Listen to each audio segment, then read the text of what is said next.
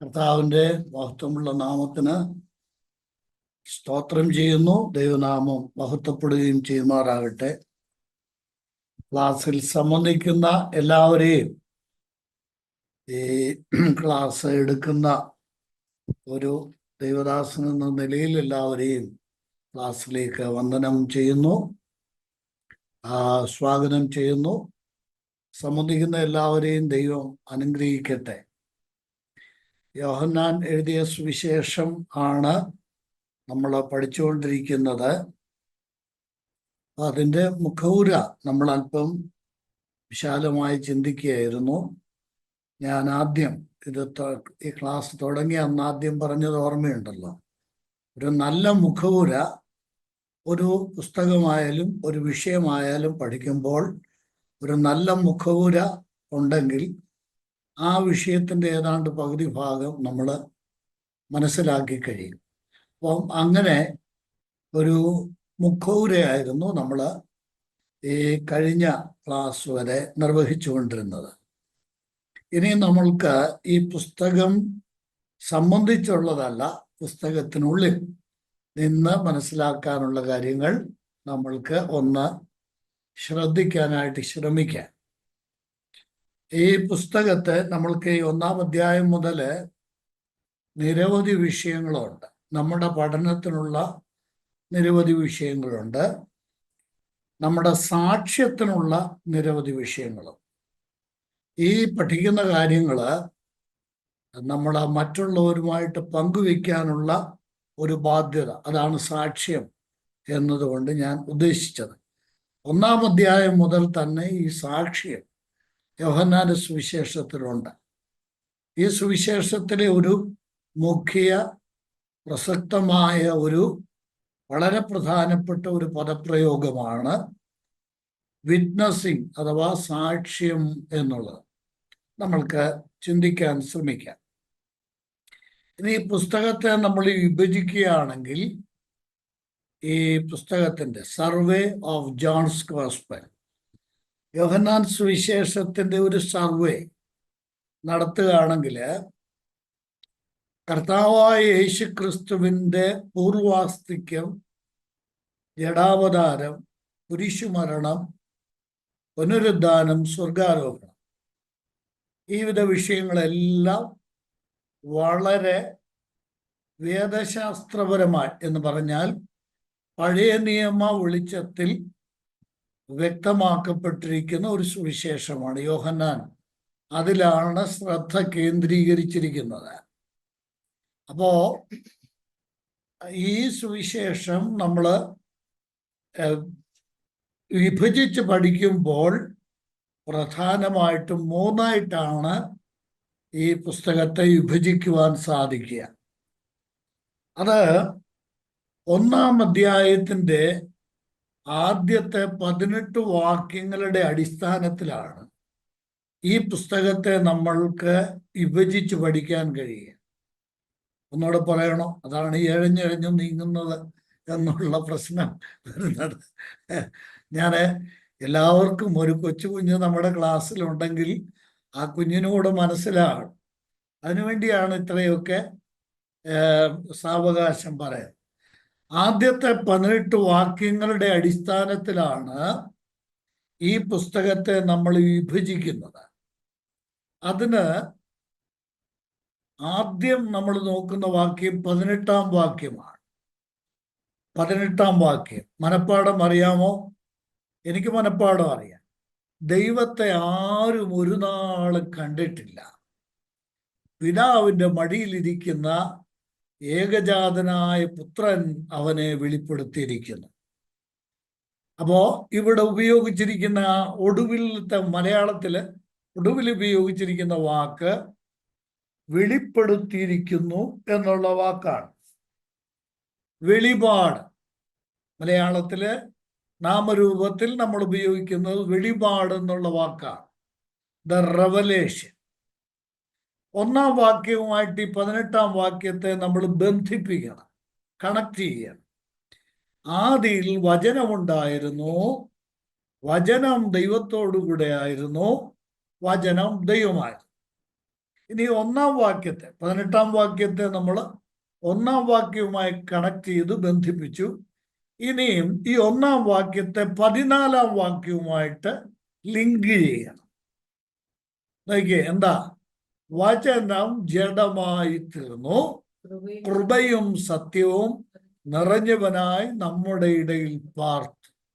ഈ 3 വചനങ്ങളുടെ ചേർത്ത് നമുക്കിവിടെ ഒരു കൺക്ലൂഷനിൽ എത്തിച്ചേരാൻ പറ്റും. എന്താ? The revelation of the word, വചനത്തിന്റെ വെളിപാട്. വചനം വെളിപ്പെട്ടു. The revelation of the word, വചനം വെളിപ്പെട്ടു. ദൈവമായിരുന്ന വചനം ജഡം ധരിച്ച് നമ്മൾക്ക് കാണത്തക്ക വിധം വെളിപ്പെട്ടു. അപ്പോൾ യോഹന്നാന്റെ സുവിശേഷം നമ്മൾ പഠിച്ചാൽ ആദ്യം നമ്മൾക്ക് കാണാൻ കഴിയുന്നത് വചനത്തിന്റെ വെളിപാടാണ്. വചനം വെളിപ്പെടുന്നു എന്നുള്ളതാണ്. വചനം വെളിപ്പെട്ടു എന്നുള്ള സത്യമാണ് ആദ്യം നമ്മൾ കാണും. 2, 11-ാം വാക്യം നോക്കാട്ടെ. ഈ പുസ്തകത്തെ നമ്മൾ വിഭജിക്കുമ്പോൾ വിഭജനത്തിന്റെ രണ്ടാം ഭാഗം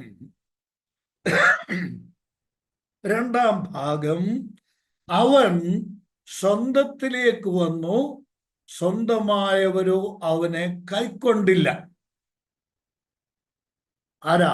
വചനം സ്വന്തത്തിലേക്ക് വന്നു, സ്വന്തമായവർ അവനെ കൈക്കൊണ്ടില്ല. വെളിപ്പെട്ട വചനത്തെ, ആ വചനം വെളിപ്പെട്ടത് സ്വന്തക്കാർക്കാണ്. സ്വന്തത്തിലേക്ക് വന്നു, സ്വന്തമായവർ അവനെ കൈക്കൊണ്ടില്ല. ഇവിടെ എന്താ കാണുന്നത്? വചനത്തിന്റെ തിരസ്കാരമാണ്. The rejection of the word. വചനത്തെ തിരസ്കരിക്കും. 1, വചനം വെളിപ്പെടുന്നു. 2, വചനം തിരസ്കരിക്കും. സ്വന്തക്കാർ അവനെ കൈക്കൊണ്ടില്ല. യേശുക്രിസ്തുവിന്റെ സ്വന്തക്കാർ എന്ന് പറയുന്നത് യഹൂദ ജനമാണ്, ഇസ്രായേൽ ജനമാണ്. അവരുടെ ഇടയിലേക്കാണ് യേശുക്രിസ്തു വന്നത്. ഇത് കർത്താവായ യേശുക്രിസ്തു തൻ്റെ ഐഹിക ജീവകാലത്തിലെ പ്രഭാഷണത്തിൽ പറഞ്ഞിട്ടുള്ള ഒരു കാര്യമാണ്. എന്താ യേശുക്രിസ്തു പറഞ്ഞത്? ഇസ്രായേലിലെ കാണാതെ പോയ ആടുകളുടെ അടുക്കലേക്കാണ് എന്നെ അയച്ചിരിക്കുന്നത്. ഇസ്രായേലിലെ കാണാതെ പോയ ആടുകൾ.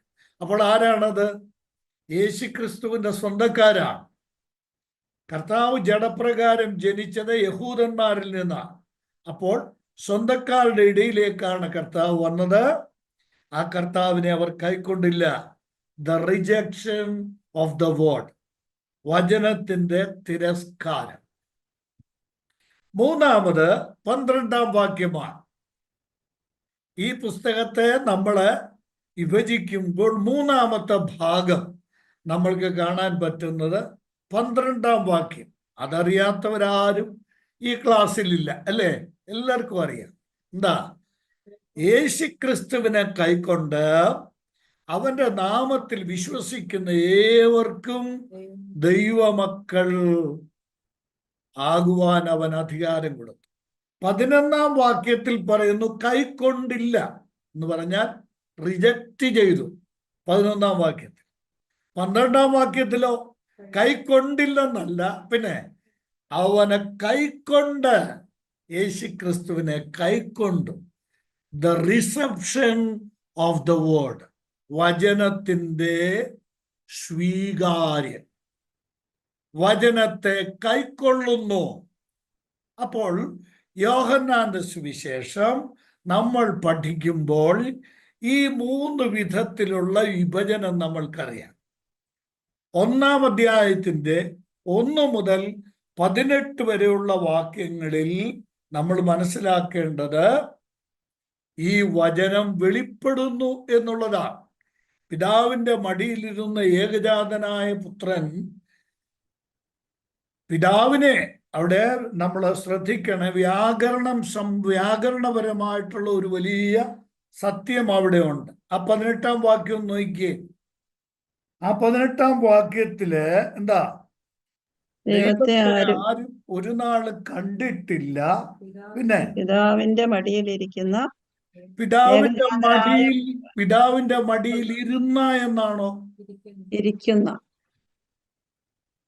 യോഹന്നാൻ ഇത് എഴുതുമ്പോഴും യേശുക്രിസ്തു എവിടെയാണ്? പിതാവിന്റെ മടിയിൽ ഇരിക്കുന്നവനാണ്. അത് പ്രസന്റ് ടെൻസിലാണ് പറഞ്ഞിരിക്കുന്നത്, ഇരുന്നവൻ എന്നല്ല.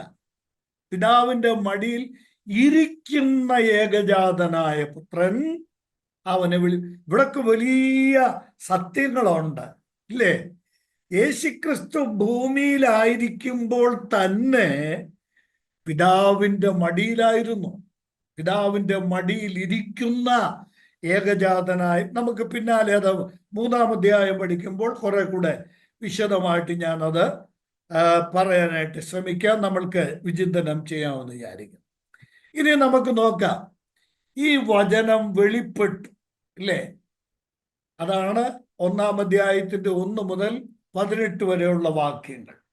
ഇനിയും ഈ വെളിപ്പെട്ട വചനത്തെ സ്വീകരിക്കുന്നു, ഈ വചനത്തിന്റെ സ്വീകാര്യത, അത് 1-ാം അധ്യായം മുതൽ 4-ാം അധ്യായം വരെ നമ്മൾ കാണുന്നത് ഈ വചനത്തിന്റെ സ്വീകാര്യതയാണ്. 1-ാം അധ്യായത്തിലുണ്ട് യോഹന്നാൻ സ്നാപകനും യോഹന്നാൻ സ്നാപകന്റെ ശിഷ്യന്മാരും യേശുക്രിസ്തുവിനെ സ്വീകരിക്കുന്നു. 2-ാം അധ്യായത്തിൽ കാനായിലെ കല്യാണം, അവിടെ യേശുക്രിസ്തു സ്വീകരിക്കപ്പെടുന്നു. 3-ാം അധ്യായത്തിൽ നിക്കോദമാസ് യേശുവിനെ സ്വീകരിക്കുന്നു. 4-ാം അധ്യായത്തിൽ ശമരിയാക്കാരി യേശുവിനെ സ്വീകരിക്കുന്നു.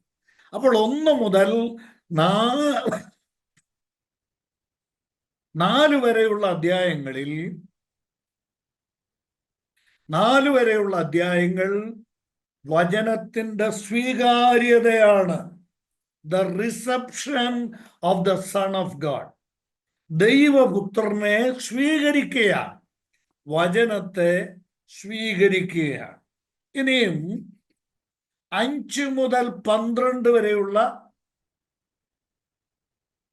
അധ്യായങ്ങളിൽ ഈ വചനം തിരസ്കരിക്കപ്പെടുക. 5-ാം അധ്യായം മുതൽ കർത്താവിന്റെ പരസ്യ ശുശ്രൂഷയുടെ ആ ഘട്ടത്തിൽ യഹൂദന്മാർ തന്നെ യേശുക്രിസ്തുവിനെ ആക്ഷേപിക്കുന്നു, യേശുക്രിസ്തുവിനെ തിരസ്കരിക്കുന്നു. 5 മുതൽ 12 വരെയുള്ള അധ്യായങ്ങൾ. ഇനി 13 മുതൽ 17 വരെയുള്ള അധ്യായം 3-ാം ഭാഗമാണ്. 1-ാം ഭാഗം 1 മുതൽ 4 വരെയുള്ള അധ്യായങ്ങൾ. 5 മുതൽ 12 വരെയുള്ള അധ്യായങ്ങൾ ദൈവപുത്രന്റെ തിരസ്കാരം. ഇനിയും 3-ാമത് 13 മുതൽ 17 വരെയുള്ള അധ്യായങ്ങൾ ദൈവപുത്രൻ സ്വീകരിക്കപ്പെടുകയാണ്. The reception of the son of God. ദൈവപുത്രന്റെ സ്വീകാര്യതയാണ് 13 മുതൽ 17 വരെയുള്ള അധ്യായങ്ങൾ. 1 മുതൽ 4 വരെ അതല്ലേ പറഞ്ഞത്? Excuse me. അത് തന്നെയാണ്. ഈ 3 വാക്കുകളെ അടിസ്ഥാനമാക്കിയാണ് ഈ വിഭജനം. അത് ശരി, മനസ്സിലായി. അപ്പോ ദൈവപുത്രൻ സ്വീകരിക്കപ്പെടുന്നു. 13 മുതൽ 17 വരെയുള്ള വാക്യങ്ങളിൽ ദൈവപുത്രൻ സ്വീകരിക്കപ്പെടും. അതിന്റെ പശ്ചാത്തലം ഒരു വാചകത്തിൽ ഞാനൊന്ന് പറയട്ടെ. ഈ 13 മുതൽ 17 വരെയുള്ള അധ്യായങ്ങളിൽ പറയുന്നത്, ഞാൻ നേരത്തെ നമ്മുടെ റോമാലേഖനം ക്ലാസ്സിൽ പറഞ്ഞിട്ടുള്ള കാര്യമാണ്, ഒരു രാത്രിയിലെ സംഭവമാണ്. 13 മുതൽ 17 വരെയുള്ള അധ്യായങ്ങളിൽ പറഞ്ഞിരിക്കുന്ന കാര്യങ്ങൾ ഒറ്റ രാത്രിയിലെ സംഭവങ്ങളാണ്. ഇനി ആ രാത്രിയുടെ പേരൊന്ന് പറയാമോ? ഞാൻ പലയിടത്തും പറഞ്ഞിട്ടുള്ള ഒരു കാര്യമാണ്. എന്താ രാത്രിയുടെ പേര്? നമ്മുടെ കർത്താവായ യേശുവിനെ കാണിച്ചു കൊടുത്ത രാത്രി. ആ രാത്രിക്ക് ബൈബിളിൽ തന്നെ ഇട്ടേക്കുന്ന പേരാ. പൗലോസ് അപ്പോസ്തലൻ ആ പേര് കൊടുത്തിരിക്കുന്നത്. 1 കൊരിന്ത്യർ 11:23. യേശുക്രിസ്തുവിനെ കാണിച്ചു കൊടുത്ത രാത്രി, കർത്താവായ യേശുവിനെ കാണിച്ചു കൊടുത്ത രാത്രി. അതൊറ്റ രാത്രിയിലെ സംഭവമാണ്. ഇനി ശ്രദ്ധിക്കണേ, ദൈവപുത്രൻ സ്വീകരിക്കപ്പെടുന്നു എന്നാണല്ലോ ഞാൻ പറഞ്ഞത്. ഈ രാത്രിയിൽ യേശുക്രിസ്തു ആരുടെ കൂടെയാ? പുറത്തുള്ള ഒരൊറ്റ വ്യക്തി പോലും ഇല്ല. 12 പേര് മാത്രം. 13-ാം അധ്യായത്തിൽ 12 പേര് മാത്രം, 12 അപ്പോസ്തലന്മാർ മാത്രം. ഇനി 13-ാം അധ്യായത്തിൽ 12 പേര്, 14 മുതൽ 17 വരെ 11 പേരേ ഉള്ളൂ. യൂദാ പോയി. തന്നെ സ്വീകരിച്ചവരോടുകൂടെ, തൻ്റെ പ്രിയപ്പെട്ടവരോടുകൂടെ, തനിക്കുള്ളവരോടുകൂടെ കർത്താവ് സമയം ചെലവിടുന്ന രാത്രിയാണ് 13 മുതൽ 17 വരെയുള്ള അധ്യായങ്ങളിൽ പറഞ്ഞിരിക്കുന്നത്. ഇനിയും 18, 19 അധ്യായങ്ങൾ സ്വീകരിക്കപ്പെടുന്നു, തിരസ്കരിക്കപ്പെടുന്നു, അല്ലേ? ഈ വാക്കുകളാണ് ഇപ്പൊ നമ്മൾ ചിന്തിക്കുന്നത്. 18, 19 അധ്യായങ്ങളിൽ എന്താ സംഭവിക്കുന്നത്? The rejection of the Son of God. ദൈവപുത്രനെ തിരസ്കരിക്കുന്നു. 18-ാം അധ്യായത്തിൽ കർത്താവിനെ പിടിക്കുന്നു. 18, 19 അധ്യായങ്ങളിൽ പിടിക്കപ്പെട്ട കർത്താവിനെ വിസ്തരിക്കുന്നു. വിസ്തരിച്ച യേശുവിനെ ക്രൂശീകരിക്കുന്നു. ക്രൂശീകരണം. തിരസ്കരിക്കപ്പെടുന്നു. സ്വന്തക്കാർ അവനെ തിരസ്കരിക്കുന്നു. അതാണ് 18, 19 അധ്യായങ്ങൾ. മനസ്സിലായല്ലോ? ഇനിയും 19,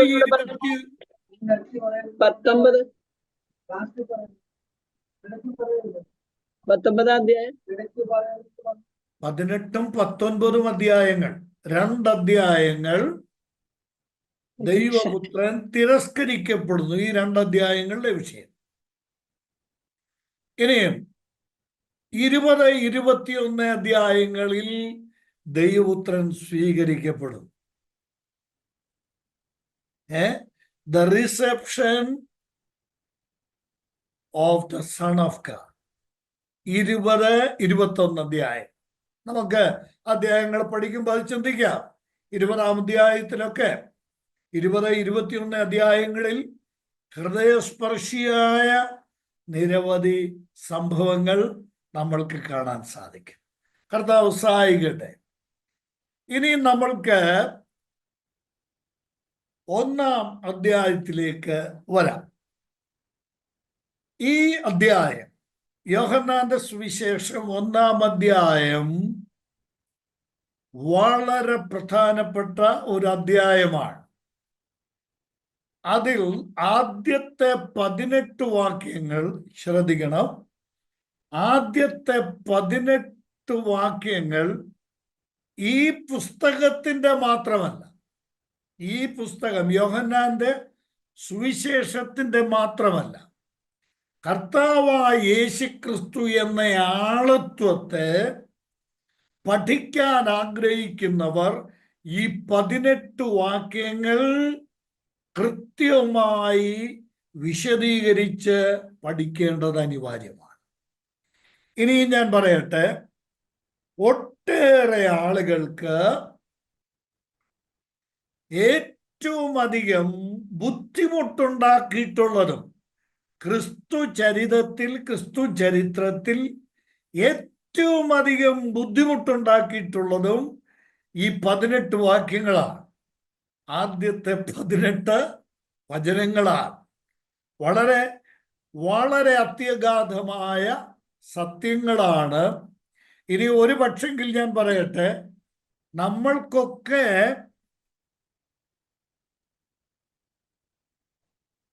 സുഗ്രാഹ്യമാക്കുവാൻ കഴിയുന്നതിനപ്പുറം വിരാജിക്കുന്ന ഒരു വേദഭാഗമാണിത്. 1 മുതൽ 18 വരെയുള്ള വാക്യം. 19 മുതലുള്ള വാക്യങ്ങൾ ആർക്കും വായിച്ചാൽ ലളിതമായിട്ട് പെട്ടെന്ന് മനസ്സിലാവും. എന്നാൽ 1 മുതൽ 18 വരെയുള്ള വാക്യങ്ങൾ വളരെ പ്രധാനപ്പെട്ടതാണ്. ഈ 1-ാം അധ്യായത്തിൽ നമ്മൾ കാണുന്ന വിഷയങ്ങൾ എന്തൊക്കെയാണ്? ഈ അധ്യായത്തിൽ 51 വാക്യങ്ങളാണ്, വചനങ്ങളാണ്. 1-ാം അധ്യായത്തിൽ 51 വചനങ്ങൾ ഉണ്ട്, അല്ലേ? അങ്ങനെയല്ലേ? 51 വചനങ്ങളാണ് ഉള്ളത്. നമുക്കതൊന്ന് ഒരു 5 ഭാഗങ്ങളായിട്ടൊന്ന് മാറ്റിവെക്കാം. 1-ാം അധ്യായത്തിന്റെ 1 മുതൽ 5 വരെയുള്ള വചനങ്ങൾ, 1-ന്റെ 1 മുതൽ 5 വരെയുള്ള വാക്യങ്ങൾ, the word in the eternity, നിത്യതയിൽ വചനം. വചനം എവിടെയാണ്? നിത്യതയിലാണ്. 1 മുതൽ 5 വരെയുള്ള വാക്യം. മാത്രമല്ല, വചനം നിത്യതയിലാണെന്ന് മാത്രമല്ല, വചനത്തെ നമ്മൾ 2 വിധത്തിൽ ഇവിടെ കാണുന്നു. ശ്രദ്ധിക്കുന്നുണ്ടോ? ഇച്ചിരി ടഫാണോ എന്ന്? ഒന്നുമില്ല, വളരെ ലളിതമാണ്. 1 മുതൽ 5 വരെയുള്ള വാക്യങ്ങളിൽ ഈ വചനം അതാരാണ്? കർത്താവായ യേശുക്രിസ്തു. കർത്താവായ യേശുക്രിസ്തുവാണ്. യേശുക്രിസ്തു എന്ന വചനത്തെ 2 വിധത്തിൽ നമ്മൾ കാണുന്നു. ഒന്ന്, ഇൻ ദ ഇറ്റേണിറ്റി, നിത്യതയിൽ, ഭൂതകാല നിത്യതയിൽ. രണ്ടാമത് നമ്മൾ കാണുന്നത്, ഈ വചനത്തെ നമ്മൾ കാണുന്ന രണ്ടാമത്തെ വിധം ഏതു വിധത്തിലാണ് കാണുന്നത്? നോക്കണം, 3-ാം വാക്യം നോക്കി. അവൻ മുഖാന്തരം സകലവും ഉളവായി. ആര് മുഖാന്തരം? വചനം മുഖാന്തരം സകലതും ഉളവായി. ഉളവായതൊന്നും വചനത്തെ കൂടാതെ, അവനെന്നുള്ളിടത്ത് വചനമൊന്നും ചേർത്ത്, ഉളവായതൊന്നും വചനത്തെ കൂടാതെ ഉളവായതല്ല.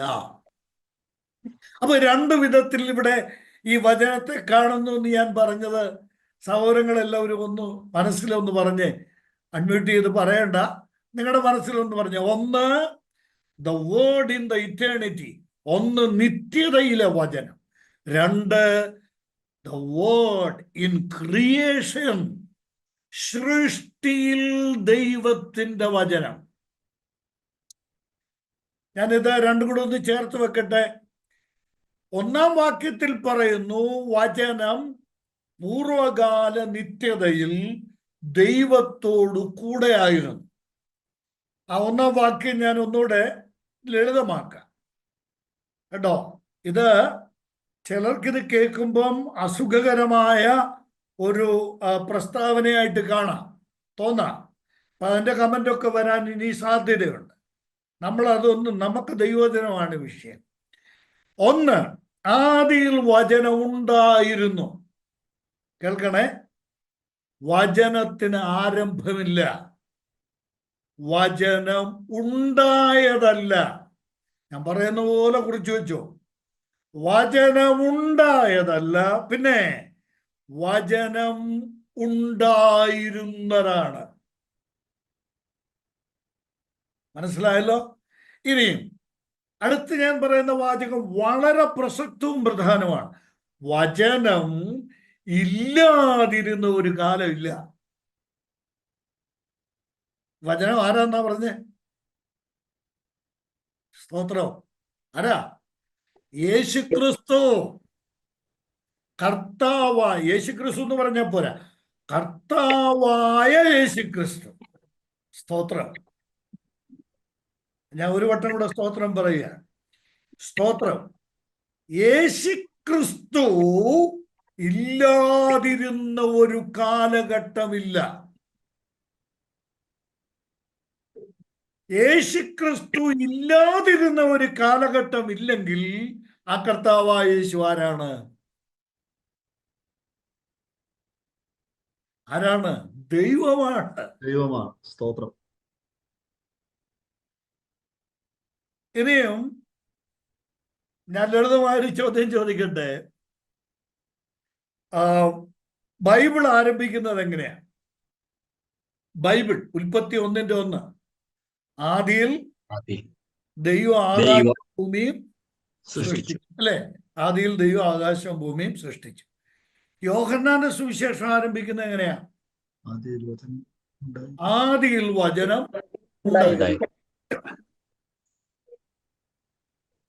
ചോദ്യം ശ്രദ്ധിച്ചിട്ട് അൺമ്യൂട്ട് ചെയ്ത്, വലിയ ശബ്ദമൊന്നും ഡിവൈസിൽ വരാൻ സാധ്യതയില്ലെങ്കിൽ അൺമ്യൂട്ട് ചെയ്ത് പറയാൻ പറ്റുന്നവർ പറഞ്ഞു. ഉൽപ്പത്തി 1-ാം അധ്യായത്തിലെ ആദിയാണോ? ആദിയിൽ ദൈവം ആകാശവും ഭൂമിയും സൃഷ്ടിച്ചു. ഉൽപ്പത്തി പുസ്തകം 1-ാം അധ്യായത്തിലെ ആദിയാണോ?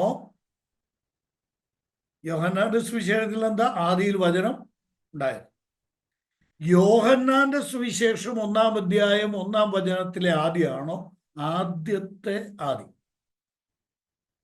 യോഹന്നാന്റെ സുവിശേഷത്തിലെ ആദി.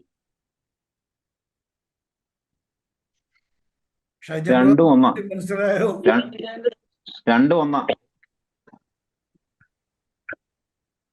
ദൈവത്തോട് എന്തോ ഞാൻ പറഞ്ഞ പോലെ തന്നെ യോഹന്നാന്റെ സുവിശേഷത്തിൽ ആദ്യ ആണ് 1-ാമതുണ്ടായത്. നമുക്ക് ഇനി അങ്ങ് മ്യൂട്ട് ചെയ്തോ, കുഴപ്പമില്ല. ഇനി ഞാൻ പറയാം. നമ്മളെ ഈ അഭിപ്രായം ക്ലാസ് ആയതുകൊണ്ട് അഭിപ്രായം ചോദിച്ചു എന്നുള്ളത് ശ്രദ്ധിക്കുക. ഉൽപ്പത്തി പുസ്തകം 1-ാം അധ്യായത്തിലെ ആദിക്ക് ഒരു പ്രശ്നമുണ്ട്. എന്താ? ആദിയിൽ ദൈവം ആകാശവും ഭൂമിയും സൃഷ്ടിച്ചു. അത് ആരംഭമുള്ള ഒരു ആദിയാണ്, അല്ലേ? ആ ആദിക്ക് ഒരു ആരംഭമുണ്ട്, അല്ലേ? മനസ്സിലാവുന്നോ? ആദിയിൽ ദൈവം ആകാശവും ഭൂമിയും സൃഷ്ടിച്ചു. അങ്ങനെ സ്വർഗങ്ങളും ഭൂമിയും സൃഷ്ടിക്കപ്പെട്ട ഒരു സമയമുണ്ട്. അത് സൃഷ്ടിച്ച ഒരു സന്ദർഭമുണ്ട്, സമയമുണ്ട്. എന്നാൽ യോഹന്നാന്റെ സുവിശേഷം 1-ാം അധ്യായത്തിന്റെ 1-ാം വാക്യത്തിൽ വചനത്തിൽ പറഞ്ഞിരിക്കുന്ന ആദിയോ? ആദിയിൽ വചനമുണ്ടായി എന്നല്ല, പിന്നെ ആദിയിൽ വചനം ഉണ്ടായിരുന്നു. ആരംഭമില്ലാത്ത ആദിയാണ് യോഹന്നാന്റെ സുവിശേഷം 1-ാം അധ്യായത്തിൽ പറഞ്ഞിരിക്കുന്ന ആദി. ഇനിയും കേട്ടോ, ഇന്ന് ഈ പേന അടക്കി വെക്കാൻ പറ്റില്ല, എഴുതിക്കൊണ്ടേ ഇരിക്കേണ്ടി വരും. അടുത്തത്, ഇതെന്താ വ്യക്തമാക്കുന്നത്? ആദിയിൽ വചനം ഉണ്ടായിരുന്നു. വചനമില്ലാതിരുന്ന കാലഘട്ടമില്ല. വചനം എന്നും ഉണ്ടായിരുന്നു. ഇതെന്താ വ്യക്തമാക്കുന്നത്? കേൾക്കണം. ഈ വചനത്തിന്റെ നിത്യത്വമാണ്. The eternity of the world. വചനത്തിന്റെ നിത്യത്വം. അപ്പോൾ ഇനി എഴുതേണ്ട കാര്യം ഇങ്ങനെയാണ് കേട്ടോ. ആദിയിൽ വചനമുണ്ടായിരുന്നു, സമമിട്ടിട്ട് വചനത്തിന്റെ നിത്യത്വം. ആദിയിൽ വചനമുണ്ടായിരുന്നു എന്ന് പറഞ്ഞാൽ വചനത്തിന്റെ നിത്യത്വത്തെയാണ് കാണിക്കുന്നത്. The everlasting word of God. ദൈവത്തിന്റെ വചനത്തിന്റെ നിത്യത്വം.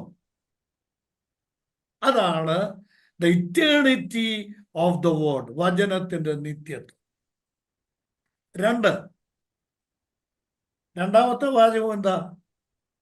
ഒന്ന്, ആദിയിൽ വചനം ഉണ്ടായിരുന്നു. രണ്ടെന്താ? വചനം ദൈവത്തോട് കൂടെയായിരുന്നു. വചനം ദൈവത്തോട് കൂടെയായിരുന്നു. ഇതെന്താ വ്യക്തമാക്കുന്നത്? ഞാൻ നിങ്ങളുടെ കൂടെയാണ് എന്ന് പറഞ്ഞാൽ അത് വ്യക്തമാക്കുന്നത് എന്താ? എൻ്റെ വ്യക്തിത്വമാണ്. വചനം ഒരു വ്യക്തിയാണ്. ദൈവത്തോട് കൂടെയായിരുന്ന ഒരു ആളത്വം. ഒരു വ്യക്തിയാണ് വചനം. The personality of the word. വചനത്തിന്റെ ആളത്വം, വചനത്തിന്റെ വ്യക്തിത്വം. അപ്പോൾ വചനത്തിന്റെ നിത്യത്വം ഒന്ന്, രണ്ട് വചനത്തിന്റെ വ്യക്തിത്വം അഥവാ വചനത്തിന്റെ ആളത്വം. ആ വ്യക്തിത്വം എന്ന പദത്തെക്കാൾ കൂടുതൽ ശരി ആളത്വം എന്നുള്ള വാക്കാണ്. The personality of the word. മൂന്നാമത്തെ വാചകം എന്താ? ആദിയിൽ വചനം ഉണ്ടായിരുന്നു, ഒന്നാമത്തെ വചനം. രണ്ടാമത്തെ വാചകം വചനം ദൈവത്തോടുകൂടെ. എന്തിനെ കാണിക്കുകയാണ്? വചനത്തിന്റെ ആളത്വത്തെ കാണിക്കുക.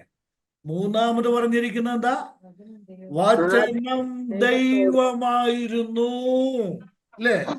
വചനം ദൈവം, and the word was God. ആ വചനം ദൈവമായിരുന്നു, ദൈവമായതല്ല, ദൈവം ആയിരുന്നു. ബൈബിൾ നമ്മൾ പഠിച്ചാൽ പലരെ ദേവന്മാരെന്ന് വിശേഷിപ്പിച്ചിട്ടുണ്ട്, പലരെ ദൈവം എന്ന് വിശേഷിപ്പിച്ചിട്ടുണ്ട്. അവരൊക്കെ ജനിച്ചതിന് ശേഷം ദേവന്മാരെന്നോ ദൈവമെന്നോ വിശേഷിപ്പിക്കപ്പെട്ടവരാണ്. എന്നാൽ യേശുക്രിസ്തു ദൈവമല്ലാതെ ഇരുന്ന ഒരു കാലഘട്ടം ഇല്ല. ദൈവത്തിന് സ്തോത്രം.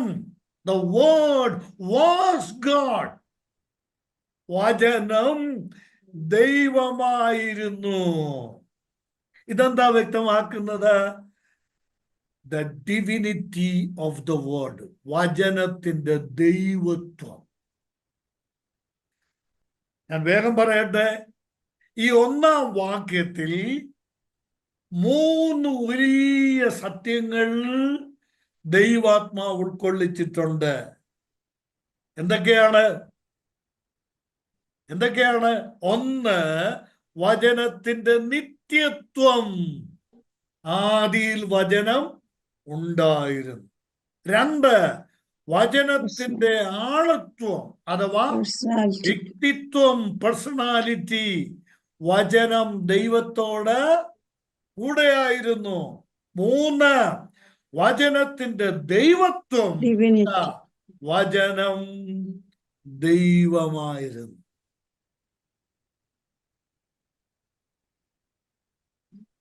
അത്യഗാധമായ സത്യങ്ങളാണ് ഇവിടെ പറഞ്ഞത്, അല്ലേ?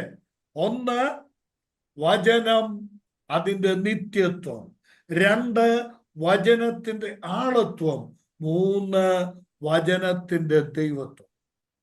അപ്പോൾ പൂർവകാല നിത്യതയിൽ ദൈവവചനം, അതാണ് ഒന്നാം വാക്യത്തിൽ നമ്മൾ കാണുന്നത്. 1ഉം 2ഉം വാക്യങ്ങൾ. അവൻ ആദിയിൽ ദൈവത്തോടു കൂടെ ആയിരുന്നു. എന്നാൽ 3ഉം 4ഉം വാക്യങ്ങളിൽ കാണുന്നത്, ഞാൻ ആ 4ആം വാക്യം ഇപ്പോൾ വിശദീകരിക്കുന്നില്ല. 3ഉം 4ഉം വാക്യങ്ങളിൽ കാണുന്നത് വചനം സൃഷ്ടിയിൽ അവൻ മുഖാന്തരം സകലവും ഉളവായതൊന്നും അവനെ കൂടാതെ ഉളവായതല്ല. നമ്മൾക്ക് പിന്നീട് ഈ വചനങ്ങൾ ചിന്തിക്കാൻ ഒരവസരം ലഭിക്കുമോ എന്ന് എനിക്ക് അറിഞ്ഞുകൂടാ. എന്നാൽ ഇപ്പം ഞാൻ അവിടെ ഒരു അർത്ഥവിരാമം കൊടുക്കുക. പിന്നെ നമുക്ക് ഒരല്പം കൂടെ ഇത് വിശദീകരിക്കാനായിട്ട് ശ്രമിക്കാം. രണ്ടാമത് 1 മുതൽ 5 വരെയുള്ള വാക്യങ്ങളിൽ, 1-ാം അധ്യായത്തിന്റെ 1 മുതൽ 5 വരെയുള്ള വാക്യങ്ങളിൽ വചനം നിത്യതയിൽ, വചനം സൃഷ്ടിപ്പിൽ, ഈ 2 കാര്യങ്ങളാണ് കാണുന്നത്. രണ്ടാമത്, the light of the world in the world. The light of the world in the world. ഞാൻ പറഞ്ഞത് തെറ്റുണ്ടോ? ഇല്ല, ഞാൻ വ്യക്തമാക്കാം. അത് 6 മുതൽ 14 വരെയുള്ള വാക്യങ്ങളാണ്.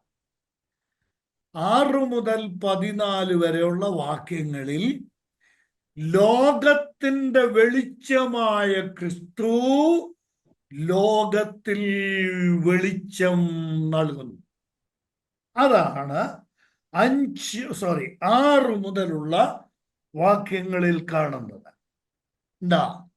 ദൈവം അയച്ചിട്ട് ഒരു മനുഷ്യൻ വന്നു, അവന് യോഹന്നാൻ എന്ന് പേര്. അവൻ സാക്ഷ്യത്തിനായി വന്നു. താൻ മുഖാന്തരം മറ്റുള്ളവർ വിശ്വസിക്കേണ്ടതിന് സാക്ഷ്യം പറയുവാൻ വേണ്ടിയാണ് വന്നത്.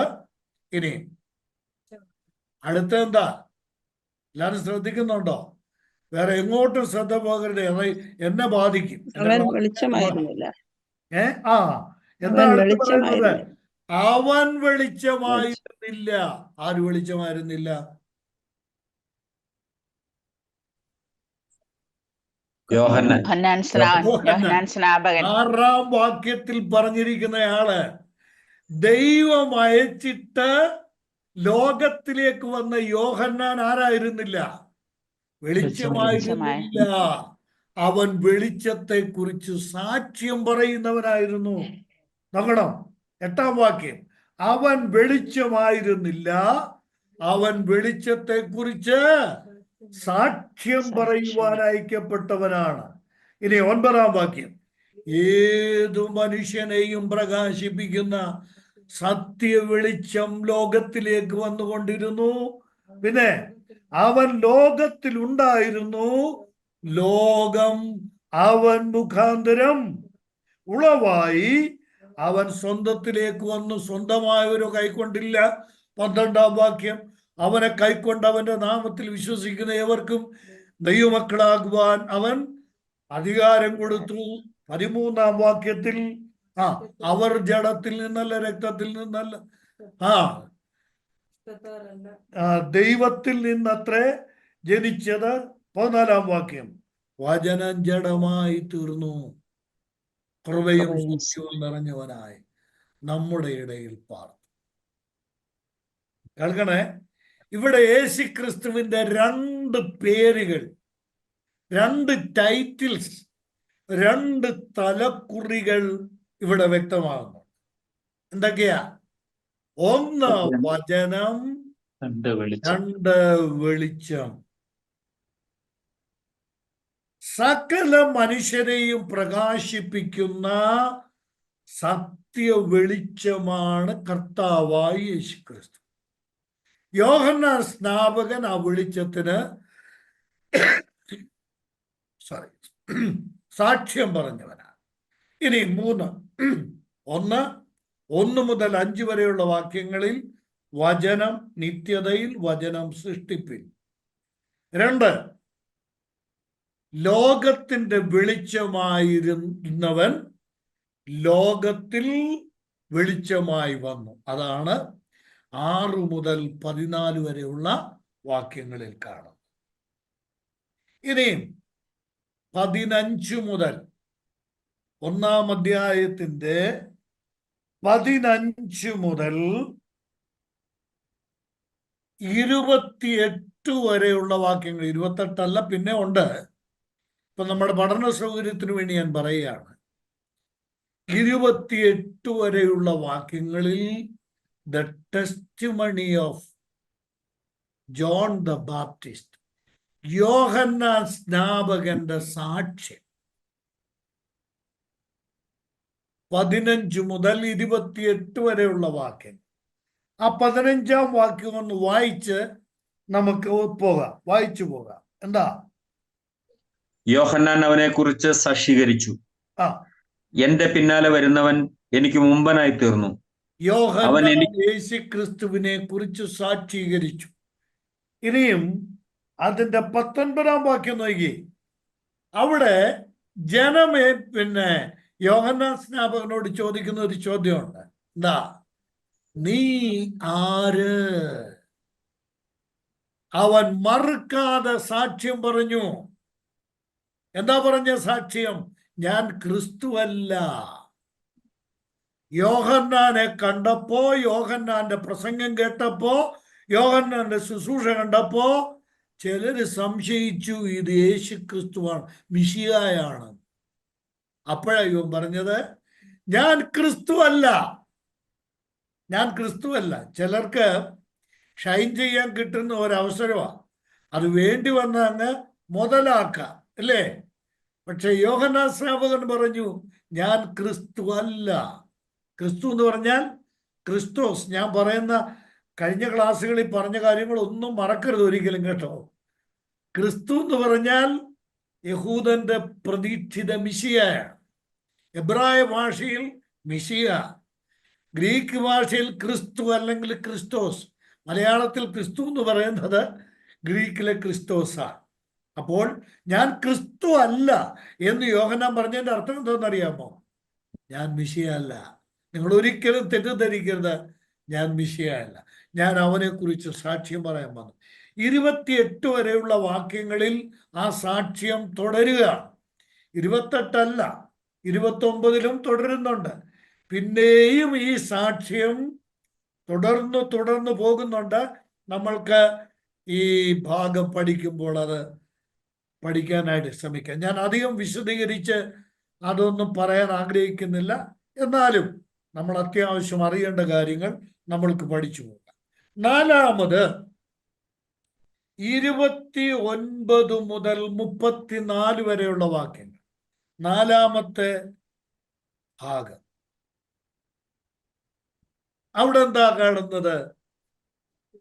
യോഹന്നാൻ സ്നാപകന്റെ സാക്ഷ്യം എന്ന് മാത്രം പറഞ്ഞാൽ പോരാ. പിന്നെ യോഹന്നാൻ സ്നാപകൻ ഒരു വലിയ ദൗത്യം നിറവേറ്റുകയാണ്. നോക്കണം, അതിൻ്റെ ഈ 1-ാം അധ്യായത്തിൻ്റെ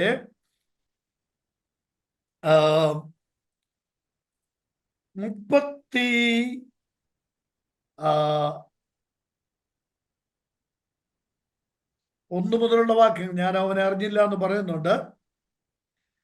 2 പ്രാവശ്യം ഞാനും അവനെ അറിഞ്ഞില്ല എന്ന് പറയുന്നുണ്ട്. 31-ാം വാക്യത്തിലുമുണ്ട്, 33-ാം വാക്യത്തിലുമുണ്ട്. ഈ ജനസഞ്ചയത്തിന് നടുവിൽ യേശു ക്രിസ്തു നിൽക്കുമ്പോൾ യോഹന്നാൻ സ്നാപകൻ യേശുവിനെ അറിഞ്ഞില്ല. കേട്ടോ, മനസ്സിലാകുന്നുണ്ടോ? ആരും ലീവ് ചെയ്യരുത്. ഇതൊക്കെ മനസ്സിലാക്കിയിട്ടേ പോകാവുള്ളൂ. നമ്മൾ ഈ പുസ്തകം വായിച്ചു പോയാൽ പോരാ, ഇതെല്ലാം കൃത്യമായിട്ട് മനസ്സിലാക്കണം. യോഹന്നാൻ സ്നാപകനും യേശു ക്രിസ്തുവും സമകാലീനരാണ്. ഇവര് തമ്മിൽ പ്രായത്തിൽ എത്ര വ്യത്യാസം ഉണ്ടെന്നറിയാം? 6 മാസം. 6 മാസത്തെ വ്യത്യാസമേ ഉള്ളൂ. ആരാ മൂത്തത്? യോഹന്നാൻ സ്നാപകൻ. യോഹന്നാൻ സ്നാപകനാണ് മൂത്തത്. 6 മാസത്തിന്റെ പ്രായ വ്യത്യാസമേ ഉള്ളൂ യോഹന്നാൻ സ്നാപകനും യേശു ക്രിസ്തു. പക്ഷേ യേശുക്രിസ്തുവിനെ അറിയത്തില്ല എന്ന് ഞാൻ പറഞ്ഞില്ല, അങ്ങനെ ബൈബിളും പറയുന്നില്ല. യോഹന്നാൻ യേശുവിനെ അറിയാം, പക്ഷേ ആരാണെന്ന് അറിഞ്ഞുകൂടാ. മിശിഹായാണെന്നറിഞ്ഞുകൂടാ. എപ്പോഴാണ് ഇത് മനസ്സിലായത്? അതാ നമ്മുടെ ഈ ഭാഗത്തെ പഠനം. എപ്പോഴാ ഇത് യോഹന്നാൻ സ്നാപകന് മനസ്സിലായത്? 32-ാം വാക്യം. 32-ാം വാക്യം.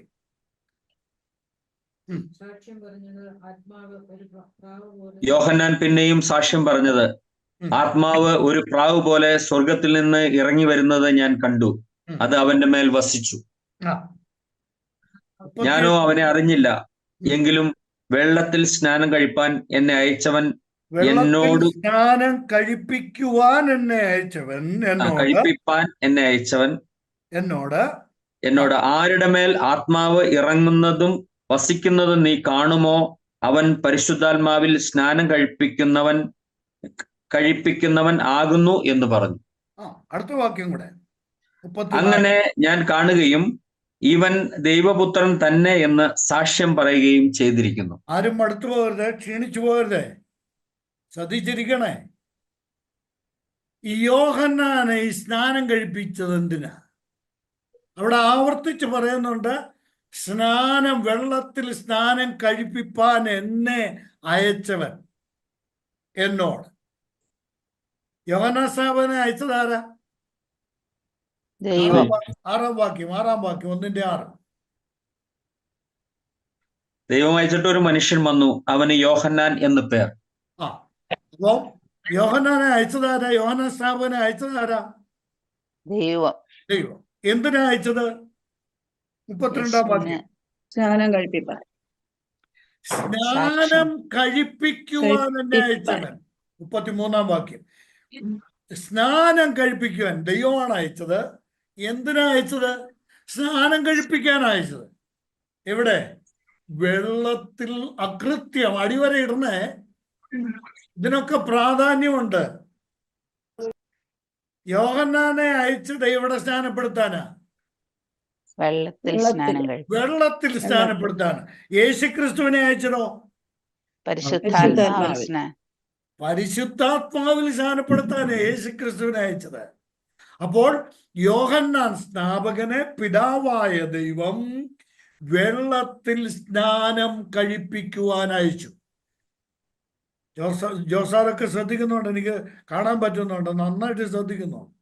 എന്തിനാണ് യോഹന്നാൻ സ്നാപകനോട് നീ പോയി വെള്ളത്തിൽ സ്നാനം കഴിപ്പിക്കണമെന്ന് പറഞ്ഞത്? അതിന്റെ ഉത്തരം ഇവിടെ ഉണ്ട്. 33-ാം വാക്യത്തിൽ.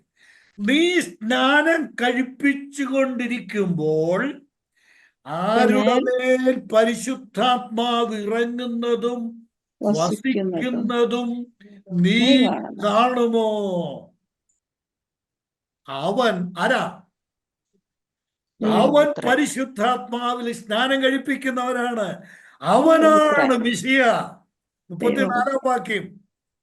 ഞാൻ കാണുകയും അങ്ങനെ ഞാൻ കാണുകയും വ്യക്തമായിട്ട് ഞങ്ങൾക്ക് മനസ്സിലായി. എനിക്ക് മനസ്സിലായി ഇതാരാ? ദൈവപുത്രൻ. ഇത് കേവലം മനുഷ്യനല്ല, ഇത് ദൈവത്തിന്റെ പുത്രനാണ്. നമ്മൾ യേശുവിന്റെ ചരിത്രം പഠിക്കുകയും പറയുകയൊക്കെ ചെയ്യുമ്പോൾ, പ്രസംഗിക്കുകയും ചെയ്യുമ്പോൾ, 30-ാമത്തെ വയസ്സിൽ യേശു വന്നു, യഹൂദിലെ യോർദാനി വന്നു, വെള്ളത്തിലിറങ്ങി സ്നാനപ്പെട്ടു, മുങ്ങി, സ്നാനപ്പെട്ട് കഴിഞ്ഞപ്പോ സ്വർഗത്തിൽ നിന്ന്. എന്തിനാ ഇതെന്തിനാ? ദൈവം അങ്ങനെ ചെയ്തത് എന്തിനാണ്? ആ കാര്യം ചെയ്തത് മറ്റാർക്കും വേണ്ടിയല്ല. ആർക്കു വേണ്ടിയാ? യോഹന്നാൻ സ്നാപകന് വേണ്ടിയാണ്. യേശുവിനെ വെള്ളത്തിൽ മുക്കിപ്പൊക്കിയപ്പോൾ സ്വർഗം തുറന്നു. ആത്മാവ്, പരിശുദ്ധാത്മാവ് പ്രാവ് രൂപത്തിൽ യേശുക്രിസ്തുവിന്മേൽ വസിച്ചു. മാത്രമല്ല, യേശുക്രിസ്തുവിൽ പ്രാവ് രൂപത്തിൽ ആത്മാവ് വസിക്കുക മാത്രമല്ല, ദിഗന്ധങ്ങൾ മുഴങ്ങുമാറ് സ്വർഗത്തിലെ ദൈവം വിളിച്ചു പറഞ്ഞു, ഇത് എന്റെ പ്രിയപുത്രനാണ്, ഇവനാണ് ദൈവപുത്രൻ, ഞാൻ ലോകത്തിലേക്ക് അയക്കാൻ പോകുന്ന എന്റെ പുത്രൻ മിശിഹ ക്രിസ്തു ഇവനാണ്. ഇവിടെ ഒരു വലിയ സത്യം കാണുക. എന്താ? യേശു ക്രിസ്തുവിനെ ലോകത്തിന് പരിചയപ്പെടുത്തുകയാണ്. എവിടെ? 29 മുതൽ 34 വരെയുള്ള വാക്യങ്ങളിൽ. യോഹന്നാന് പോലും യേശുവിനെ അറിയാൻ കഴിഞ്ഞിരുന്നില്ല. യോഹന്നാൻ യേശുവിനെ തിരിച്ചറിഞ്ഞു.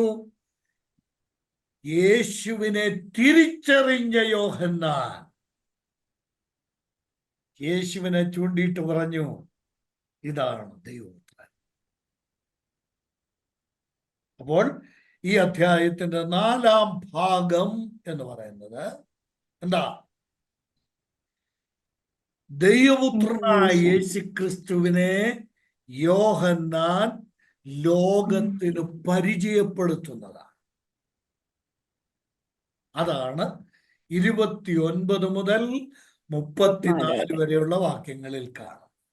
ഇനിയും 35 മുതൽ 51 വരെയുള്ള വചനങ്ങൾ ഈ 1-ാം അധ്യായത്തിന്റെ 5-ാം ഭാഗമാണ്. 1-ാം അധ്യായത്തിന്റെ 5-ാം ഭാഗം. The calling of the first disciples. എന്താ? ആദ്യ ഡിസൈപ്പിൾസിനെ, ശിഷ്യന്മാരെന്ന് മലയാളത്തിൽ പറയാം, അപ്പോസ്തലന്മാർ, അവരെ കർത്താവ് വിളിക്കുന്നതാണ് 35 മുതൽ 51 വരെയുള്ള വാക്യങ്ങളിൽ കാണും.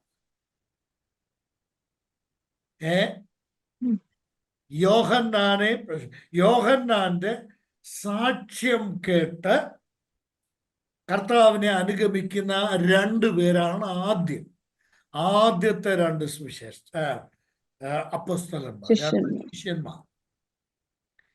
ഞാൻ ഇനി പറയുന്ന ഒന്ന് ശ്രദ്ധിച്ചോണേ. മറ്റുള്ളവരെ ദൈവവചനം പഠിപ്പിക്കുന്നവർ ഇതൊക്കെ വളരെ ശ്രദ്ധിച്ച് ഗ്രഹിച്ച് ഇരിക്കണം കേട്ടോ.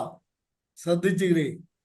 ഈ മറ്റ് 3 സുവിശേഷകന്മാരുണ്ടല്ലോ, സുവിശേഷം എഴുതിയവര്, അവരെ നമ്മൾ വിളിച്ച പേരെന്താ? സമവീക്ഷണ സുവിശേഷകന്മാർ. അവര്, നിങ്ങൾ എന്നോടൊന്ന് പറയണേ, ഈ 35 മുതൽ 51 വരെയുള്ള വാക്യങ്ങളിൽ യേശു ശിഷ്യന്മാരെ വിളിച്ച കാര്യം പറഞ്ഞിട്ടുണ്ടോ? യേശു ശിഷ്യന്മാരെ വിളിച്ച കാര്യം അവരെഴുതിയിരിക്കുന്നത് എന്താ? അവര് ഒരുത്തൻ മീൻ പിടിച്ചോണ്ടിരിക്കുകയായിരുന്നു, ഒരുത്തൻ 2 പേര് വല നന്നാക്കിക്കൊണ്ടിരിക്കുകയായിരുന്നു. അന്നേരം യേശു ചെന്നു, എന്നെ അനുഗമിക്കുക എന്ന് പറഞ്ഞു. ഈ കാര്യം പറഞ്ഞിട്ടുണ്ടോ? ഇല്ല. ആദ്യത്തെ വിളി എവിടാ? യോഹന്നാന്റെ സുവിശേഷത്തില. ഈ മഹാന്മാരെല്ലാം കർത്താവിന്റെ വിളി കേട്ട് അനുഗമിച്ചവരാ. ആരൊക്കെ? ആദ്യത്തെ 2 പേര് അന്ത്രയാസും യോഹന്നാനും. അത് കഴിഞ്ഞിട്ട് ശീമോൻ പത്രോസ്, അത് കഴിഞ്ഞിട്ട് ഫിലിപ്പോസ് കഴിഞ്ഞിട്ട് നഥനേൽ. നിങ്ങൾ നോക്കിയോ, ക്രമമായിട്ട് അവിടെ ഉണ്ട്. 35 മുതൽ 51 വരെയുള്ള വാക്യങ്ങളിൽ കർത്താവിനെ അനുഗമിക്കുന്നവരുടെ ഗ്രൂപ്പാണ് ഇവിടെ കാണും.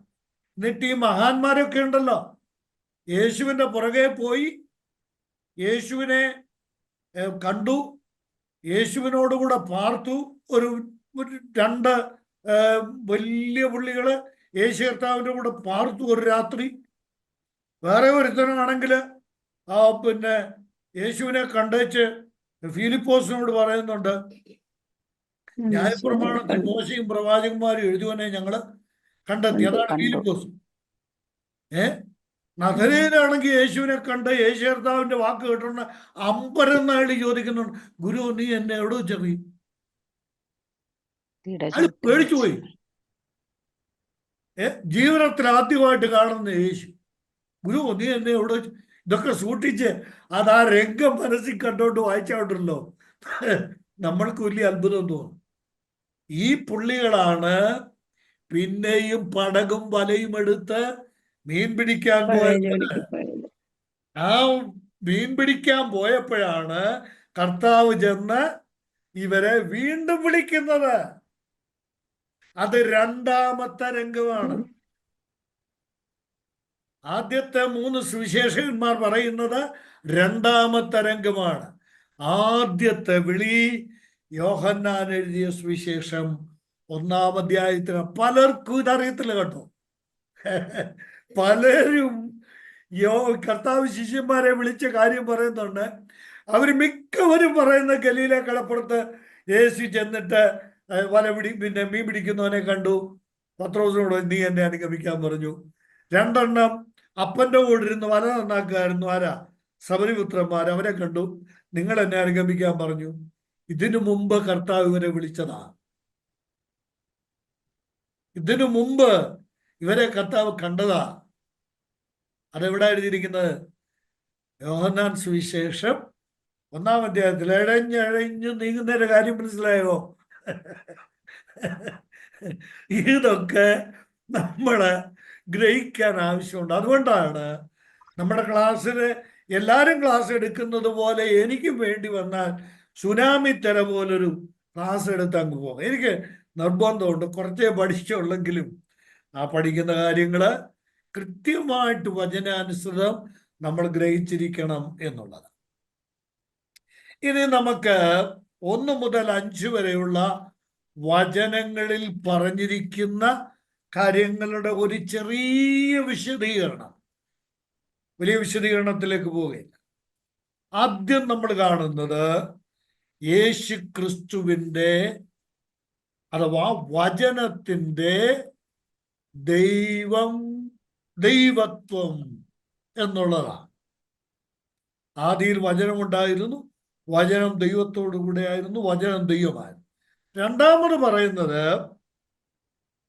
ആ വചനമാണ് സകലത്തെയും ഉളവാക്കിയത്.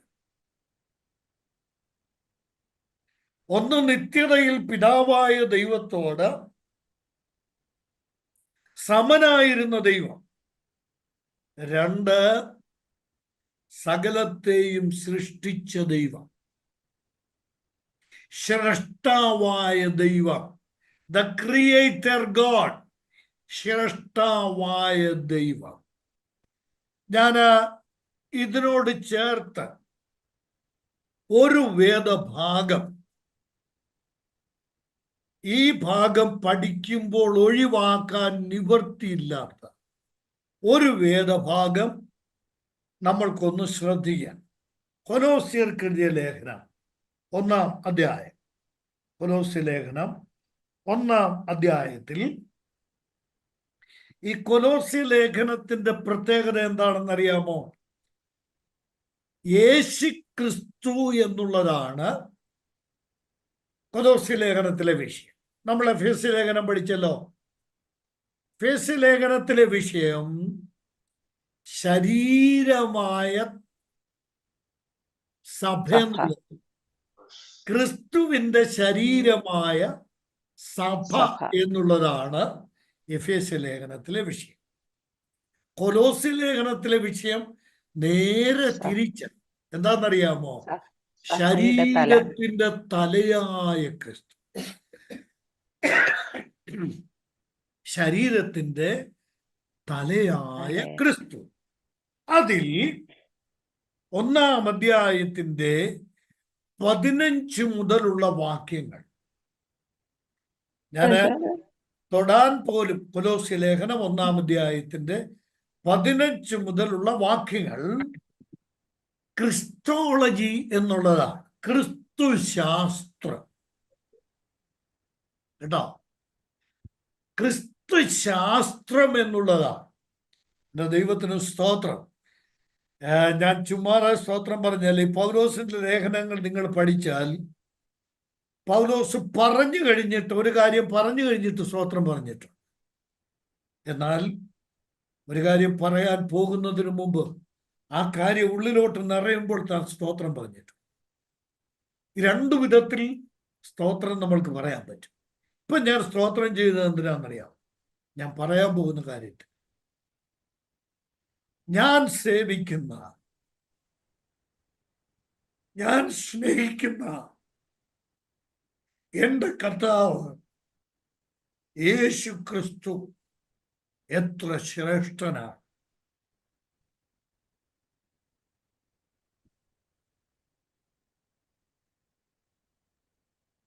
പതിനഞ്ചാം വാക്യം നോക്കട്ടെ. അവൻ അദൃശ്യനായ ദൈവത്തിന്റെ പ്രതിമയും സർവസൃഷ്ടിക്കും ആദിജാതനും ആകുന്നു. സ്വർഗത്തിലുള്ളതും ഭൂമിയിലുള്ളതും ദൃശ്യമായതും അദൃശ്യമായതും, സിംഹാസനങ്ങളാകട്ടെ, കർത്തൃത്വങ്ങളാകട്ടെ, വാഴ്ചകളാകട്ടെ, അധികാരങ്ങളാകട്ടെ, സകലവും അവൻ മുഖാന്തരം സൃഷ്ടിക്കപ്പെട്ടു. അവൻ മുഖാന്തരവും അവനായിട്ടും സകലവും സൃഷ്ടിക്കപ്പെട്ടിരിക്കുന്നു. അവൻ സർവത്തിനും മുമ്പെയുള്ളവൻ, അവൻ സകലത്തിനും ആധാരമായിരിക്കുന്നു. ഇപ്പൊ നമുക്ക് അവിടെ നിർത്താം. യോഹന്നാൻ 1-ന്റെ 1-ാം വാക്യം 1 മുതൽ 4 വരെയുള്ള വാക്യങ്ങളും കൊലോസ്യർ 1-ന്റെ 15 മുതലുള്ള വാക്യങ്ങളും ചേർത്ത് വയ്ക്കണം. വചനം ദൈവമായിരുന്നു. യോഹന്നാൻ 1-ന്റെ 1. കൊലോസ്യർ 1-ന്റെ 15 എന്താണ്? യേശു ക്രിസ്തു അദൃശ്യനായ ദൈവത്തിന്റെ പ്രതിമ.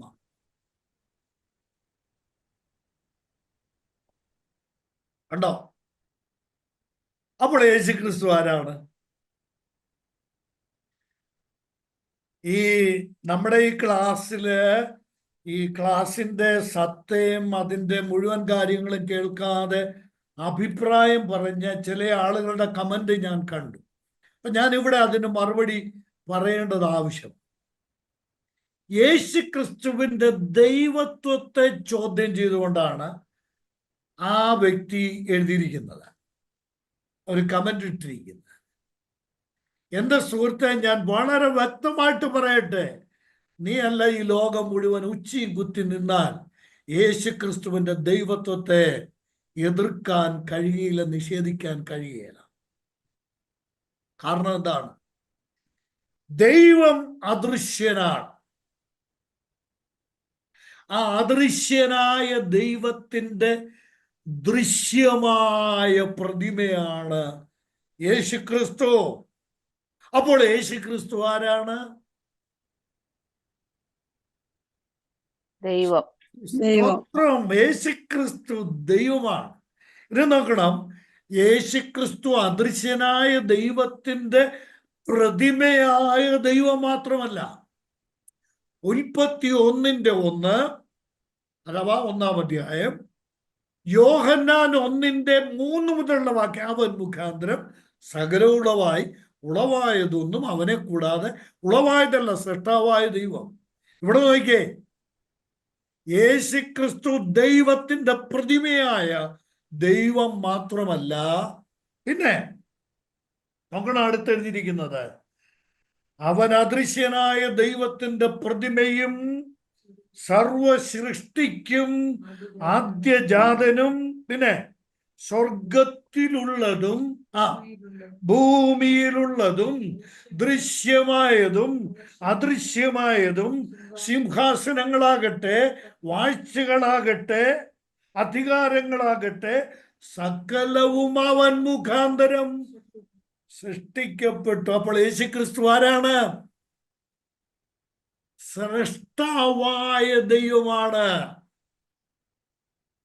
ഞാനിങ്ങനെ പറയാം, എൻ്റെ ജ്യേഷ്ഠ സഹോദരൻ, ഞാൻ ഏറ്റവും അധികം സ്നേഹിക്കുന്ന ഈ മലയാളക്കരയിലെ പ്രസംഗികളുടെ പ്രഭു എന്ന് വിശേഷിപ്പിക്കാൻ കഴിയുന്ന ആർ കൃഷ്ണൻകുട്ടി അവറുകള് പ്രസംഗിച്ചപ്പോൾ പറഞ്ഞിട്ടുള്ള ഒരു വാചകം, അദ്ദേഹം ഒരു പുസ്തകത്തിലും ആ വാചകം എഴുതിയിട്ടുണ്ട്. അദ്ദേഹം എഴുതിയിരിക്കുന്ന വചനം ഇതാണ്: നിർജീവ ദൈവങ്ങൾക്ക് നിർജീവമായ പ്രതിമകൾ വേണം, ജീവനുള്ള ദൈവത്തിന് ജീവനുള്ള പ്രതിമ വേണം.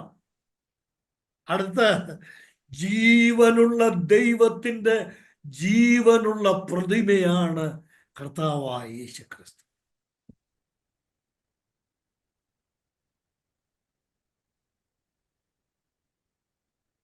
ഞാന് ഈ വചനം, ഈ കൊലോസ്യ ലേഖനം ഞാനിവിടെ നിർത്തുകയാണ്. അടുത്തിവിടെ പറയുന്നത് എന്താണെന്നറിയാമോ? ഈ 18-ാം വാക്യം, 17-ാം വാക്യം, സർവത്തിനു മുമ്പേ ഉള്ളവൻ, അവൻ സർവത്തെ ഒന്നു മുമ്പ് ഉണ്ടായവനല്ല. കേട്ടോ, ഇതൊക്കെ വേദപുസ്തകത്തിലെ ഓരോ വാക്കും ശ്രദ്ധിക്കണം. യേശു ക്രിസ്തുവിന് ആരംഭമുണ്ടെന്നാണ് ഇവിടെ പല വിദ്വാൻമാരും പറയുന്നത്. ഉണ്ടോ? വചനം, ആദിയിൽ വചനമുണ്ടായിരുന്നു. വചനമില്ലാതിരുന്ന കാലഘട്ടമില്ല. കൊലോസ്യ ലേഖനത്തിൽ പൗലോസ് അപ്പോസ്തലൻ ക്രിസ്തു ശാസ്ത്രം വ്യക്തമാക്കുമ്പോൾ പറയാണ്, അവൻ സകലത്തിനും മുമ്പേ ഉണ്ടായവനല്ല, അവൻ സകലത്തിനും മുമ്പേ ഉള്ളവൻ, ഉണ്ടായിരുന്നവനാണ്, മുമ്പേ ഉള്ളവൻ. അവൻ സകലത്തിനും ആധാരമായിരിക്കുന്നു, സകലത്തിൻ്റെയും ആധാരമാണ് ദൈവം. യേശുക്രിസ്തു സകലത്തിൻ്റെയും ആധാരമായ ദൈവമാണ്. ഇനിയും ഇന്ന് ഇച്ചിരി കൂടുതൽ ചുമ വന്നിട്ടുണ്ട്, ക്ഷമിക്കണേ. 18 മുതലുള്ള വാക്യങ്ങളിൽ കാണുന്നത് എന്താന്ന് നോക്കിയേ. ആ സാക്ഷാൽ ജീവനുള്ള ദൈവത്തിന്റെ ജീവനുള്ള പ്രതിമയായ ക്രിസ്തു മനുഷ്യനെ ദൈവത്തോട് നിരപ്പിക്കുവാൻ ഈ ഭൂമിയിലേക്ക് മനുഷ്യനായി വന്നു. ജഡാവതാരമെടുത്തു. ക്രൂശിൽ ചൊരിഞ്ഞ രക്തം കൊണ്ട് സമാധാനമുണ്ടാക്കി. മുമ്പേ ദുഷ്പ്രവർത്തികളാൽ മനസ്സുകൊണ്ട് അകന്നവരും ദൈവത്തിന്റെ ശത്രുക്കളുമായവരെ കുരിശിൽ വെച്ച് ദൈവത്തോട് നിരപ്പിച്ചു. യേശുക്രിസ്തുവിന്റെ ദൈവത്വം, യേശുക്രിസ്തുവിന്റെ മനുഷ്യത്വം, ഈ രണ്ട് കാര്യങ്ങളാണ്. എൻ്റെ പ്രിയമുള്ളവരെ, ഈ പുസ്തകം അങ്ങോട്ട് പഠിച്ചാൽ നിലയില്ല കയം പോലെയുള്ള അത്യഗാധമായ കടലാണ്. ആ മറുകര കാണാൻ കഴിയാത്ത കടലാണിത്. ഈ അനുഗ്രഹീതമായ ദൈവവചനത്തിൽ ക്രിസ്തുവിന്റെ ദൈവത്വം അരക്കിട്ട് ഉറപ്പിച്ചിരിക്കുകയാണ്. ദൈവത്തിന് സ്തോത്രം. നമുക്ക് കുറെ കൂടെ ആഴത്തിൽ ഈ കാര്യങ്ങളൊക്കെ പഠിക്കാനായിട്ട് ശ്രമിക്കാം. ഞാൻ ഈ 1 മുതൽ 18 വരെയുള്ള വാക്യങ്ങളെ ഞാനൊന്ന് ചെറിയ തോതിൽ ഒന്ന് വിശദീകരിക്കാൻ ആഗ്രഹിക്കുക. അത് 4 പ്രധാന കാര്യങ്ങൾ. എൻ്റെ പ്രിയ സഹോദരങ്ങളെ, 10 മിനിറ്റ് കൊണ്ട് ഞാൻ പറഞ്ഞ് അവസാനിപ്പിക്കാം. അത് കഴിഞ്ഞ് നമുക്ക് പ്രാർത്ഥിച്ച് അവസാനിപ്പിക്കാം. ഇതൊക്കെ ചിന്തിച്ചാല്, മനസ്സിലാക്കാൻ ശ്രമിച്ചാല്, പിന്നെ ഞങ്ങളുടെ നാട്ടിൽ പറയാറുണ്ട്, ചിലർ പറയാറുണ്ട്, ആഹാരം കഴിച്ചിട്ട് പറയത്തില്ലേ, പായസമൊക്കെ കൂടി ചെടിച്ചു പോയി. എന്നാൽ ഇതുണ്ടല്ലോ, ഇതൊക്കെ ധ്യാനിച്ച് മനസ്സിലാക്കാൻ ശ്രമിച്ച് ചെടിപ്പുണ്ടാകത്തില്ല.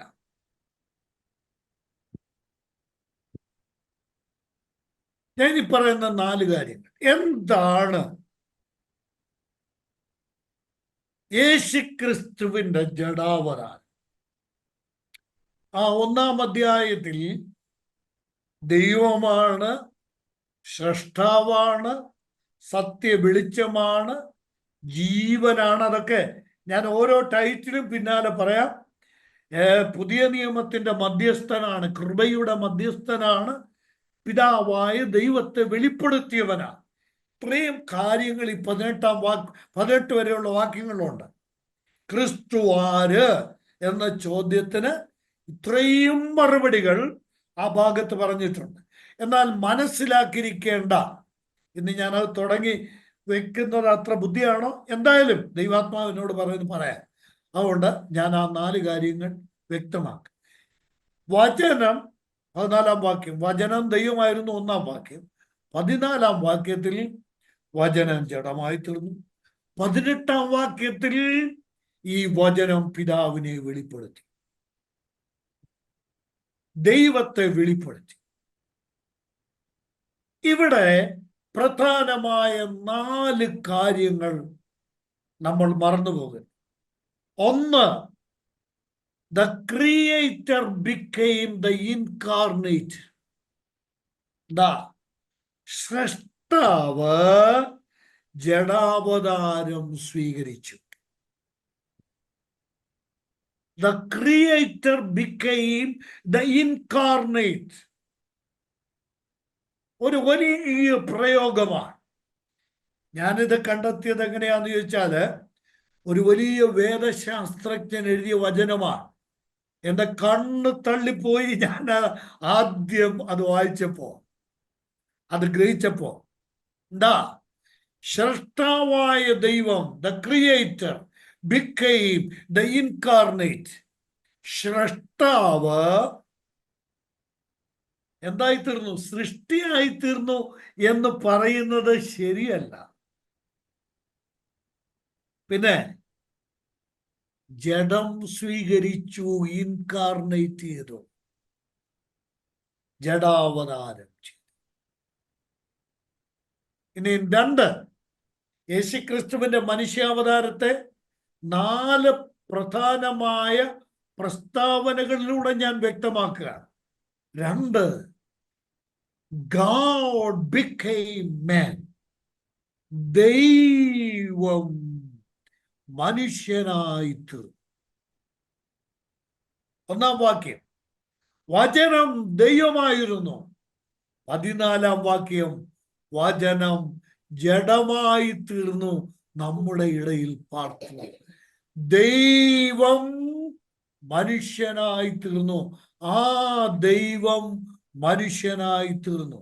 1 തീമോഥെയോസ് 3-ാം അധ്യായത്തിന്റെ 16-ാം വാക്യം യേശുക്രിസ്തുവിന്റെ ചരിത്രം പറയുമ്പോൾ പൗലോസ് പറയുന്ന വചനം നോക്കുക. 16-ാം വാക്യം 1 തീമോഥെയോസ് 3:16. അവൻ ജഡത്തിൽ വെളിപ്പെട്ടു. അവൻ ജഡത്തിൽ വെളിപ്പെട്ടു, ആത്മാവിൽ നീതീകരിക്കപ്പെട്ടു. ബ്രദറെ, ആ വാചകം ഇംഗ്ലീഷിലൊന്ന് നോക്കിക്കേ. മലയാളത്തിൽ എഴുതിയിരിക്കുന്നത് ശരിയാണോ? അവൻ ജഡത്തിൽ വെളിപ്പെട്ടു എന്നാണോ ഇംഗ്ലീഷിൽ? ആണോ? He manifested in flesh. God was manifested in the flesh. അവൻ ജഡത്തിൽ വെളിപ്പെട്ടു എന്നല്ല. God, പിന്നെ God manifested. God was manifested in the flesh.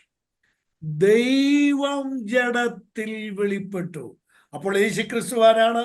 ഒന്ന്, the creator became the incarnate. സൃഷ്ടാവല്ല, സൃഷ്ടാവ് അവതാരം ചെയ്തു. 2, ദൈവം മനുഷ്യനായി തീർന്നു. 3, the word became flesh. വചനം ജഡമായി തീർന്നു.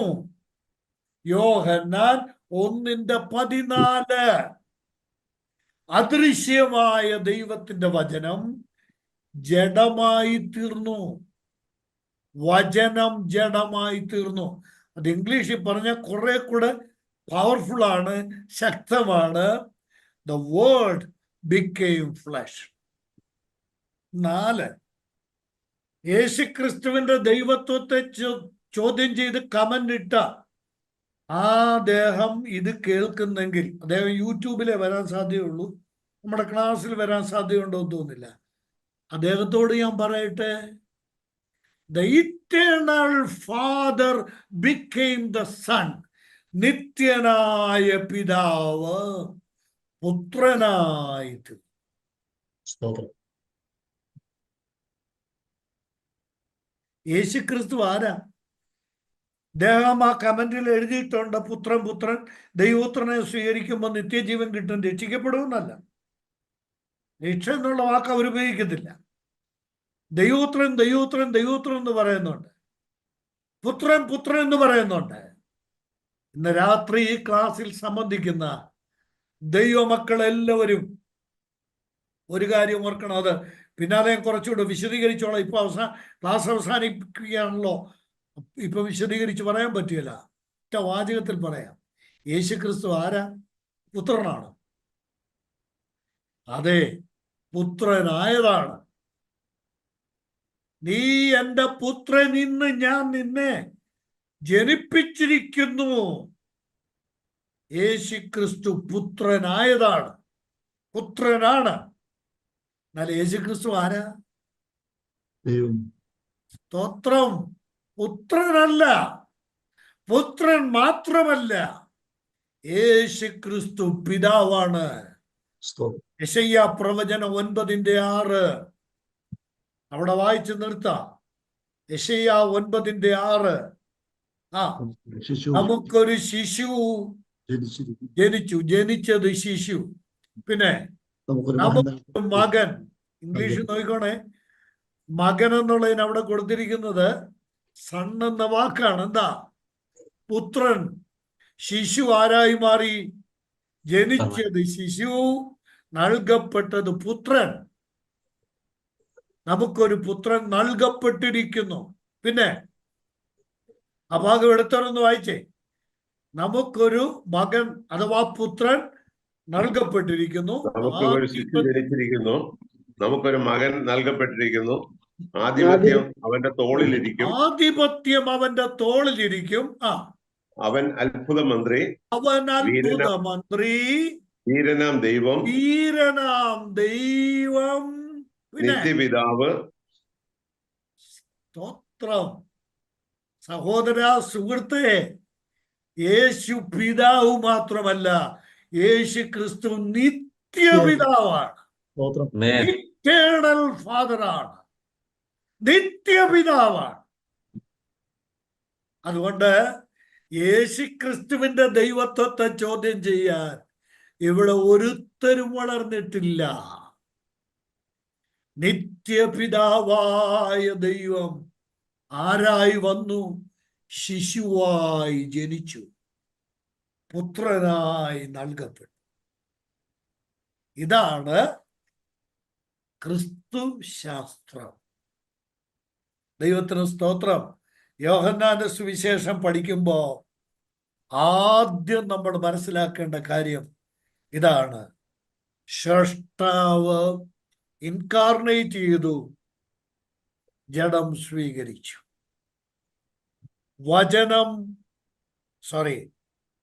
ദൈവം മനുഷ്യനായി തീർന്നു. 3, വചനം ജഡമായി തീർന്നു. 4, നിത്യപിതാവ് പുത്രനായി തീർന്നു.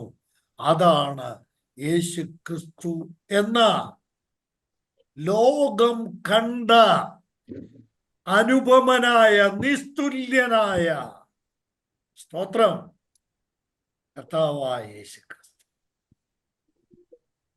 ബ്രദറൻ, സമൂഹത്തിൽപ്പെട്ട ഒരു ദൈവദാസൻ എഴുതിയ ഒരു പാട്ടുണ്ട്: എന്തോ ഒരത്ഭുത പുരുഷൻ, ക്രിസ്തു തന്റെ മഹിമ നിസ്തുലം. ക്രിസ്തുവിന് തുല്യം ക്രിസ്തു മാത്രം. ഈ കർത്താവിനെ സേവിക്കുന്ന ദൈവമക്കളെ ഞാൻ ഓർമ്മിപ്പിക്കട്ടെ, നമ്മൾ ഭാഗ്യമുള്ളവരാണ്. നമ്മുടെ ജീവിതത്തിലെ ഏറ്റവും വലിയ ഭാഗ്യമാണ് ഈ ക്രിസ്തുവിനെ അറിയുവാൻ സാധിച്ചു എന്നുള്ളത്. കർത്താവ് നമ്മെ അനുഗ്രഹിക്കട്ടെ. ഈ വലിയ സത്യങ്ങൾ ഗ്രഹിച്ചുകൊണ്ട് വരും ദിവസങ്ങളിൽ കർത്താവിനെ സ്നേഹിക്കുവാൻ, കർത്താവിനെ സേവിക്കുവാൻ നമ്മൾക്കിടയാകട്ടെ. കർത്താവ് നമ്മെ വചനങ്ങളാൽ അനുഗ്രഹിക്കട്ടെ.